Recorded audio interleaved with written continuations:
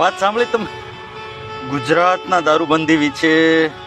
હવે શું કેવું, અત્યાર સુધી તો ખાલી પીધેલા પકડાતા હતા, હવે તો પીધેલી પકડાવવા માંડી છે. બોલો થઈ ગયું ભાઈ.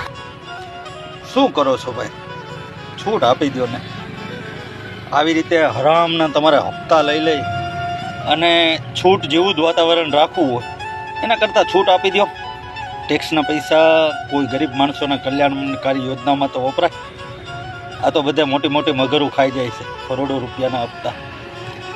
દારૂબંધી ગુજરાતમાં એમ કહો ને કે એ ટાઈપની થઈ ગઈ છે કે તમે કોઈ પાનના ગલ્લે જઈને એમ કહો ને કે સિંગ આપો, વેપાર આપો, એક સોડા આપો, તો દુકાનવાળો તમને સામેથી પૂછશે ગ્લાસ કેટલા આપો. એટલે એવું થઈ ગયું, કારણ કે સિંગને સોડા માણસ આમ તો લે જ નહીં.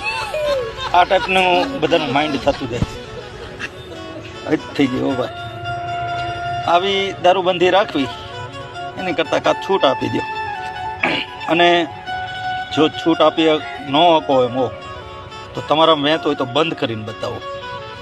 ગુજરાતનો કોઈ એવો એક વિસ્તાર બતાવો જ્યાં દારૂ ના મળતો હોય.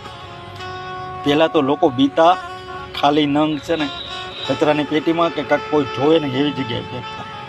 હવે તો જાણે ખુલ્લે આમ છૂટ હોય એ રીતે રોડ ઉપર પડ્યા હોય. સાફ સફાઈ કરતા હોય ને એને તમે પૂછો ને કે રોજ કેટલા નંગ તમારા વાળવામાં આવે તોય તમને ખબર પડી જાય કેટલો દારૂ વેચાય. ખટારા મોટે દારૂ વેચાય. તોય પાછું કહેવાય શું ખબર છે, ગુજરાતમાં તો દારૂ બંધી છે.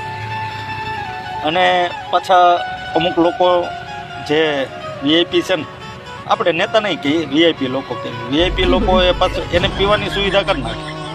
એને છૂટ મળી જાય એ હાટું શું કર્યું, ગાંધીનગરમાં બનાવી દીધું સ્માર્ટ સિટીમાં છૂટ. એટલે વીઆઈપી આ જે કહેવાતા કથિત વીઆઈપીઓ ત્યાં જઈને પી આવે એમ. એટલે એના માટે છૂટ.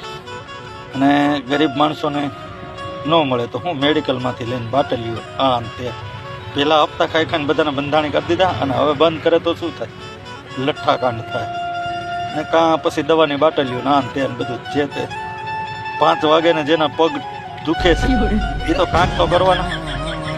એટલે બહુ પોઝિશન ખરાબ થઈ ગઈ છે ભાઈ. એના કરતાં હું તો સરકારને કહું છું કે ભાઈ છૂટ આપી દો અને બધા શહેરની અંદર એક સ્માર્ટ સિટી બનાવી નાખો અને બધે જ છૂટ આપી દો. એટલે ટેક્સના પૈસા આવતા થાય અને માણસો ઓછો પીવે એમ. અને અત્યારે શું થાય છે, ન મળતો હોય ને પછી મળે ને હાથમાં આવે ને તે માણસને ધાર્યું નથી દીધું કેટલો પીવું હોય.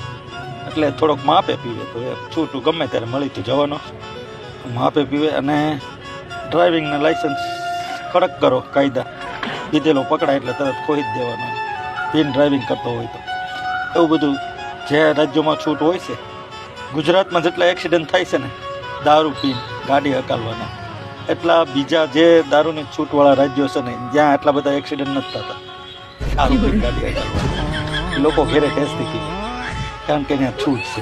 અને આપણાવાળાને 4 વ્હીલ લઈને બહાર જવું પડે આગું પીવા, અને પીન પાછો આવતો હોય તો ઠોકી નાખે. એટલે આ બધી સમસ્યાઓ છે ને. પીધેલા પકડાતા હતા ત્યાં સુધી તો વાંધો નહોતો, હવે પીધેલીઓ પકડાવવા માંડી છે. એટલે પરિસ્થિતિ હદબાર વહી ગયું એવું તમને નથી લાગતું? છૂટ આપી દો ને ભાઈ, છૂટ.